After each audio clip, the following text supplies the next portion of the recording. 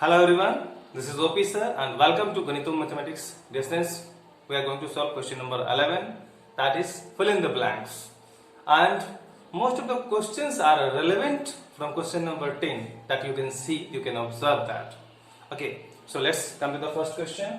0 has reciprocal. So dear students, 0 has no reciprocal. Okay, 0 has no reciprocals that we have seen in question number 10 also. Okay. Then the number this and this are their own reciprocals. This question also we have repeated in question number 10. So this is 1 and minus 1.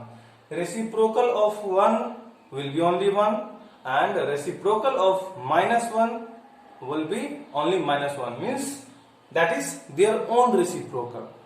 Okay. Now next, the reciprocal of minus 5. So we will see here reciprocal of minus 5, that will be 1 upon minus 5, but we don't keep minus in denominators, so minus 1 upon 5. Okay, so that is minus 1 upon 5.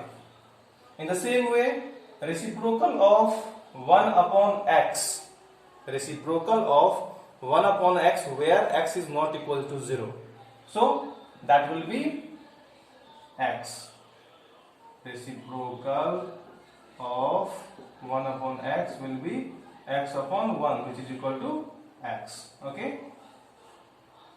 Now the product of two rational number is always a. Since when we will do multiplication of any two rational numbers, the result will be a rational number. Okay, the result will be a rational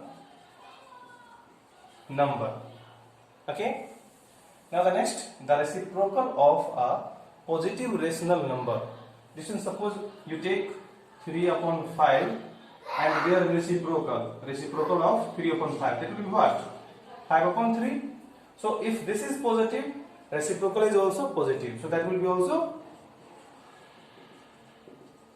positive.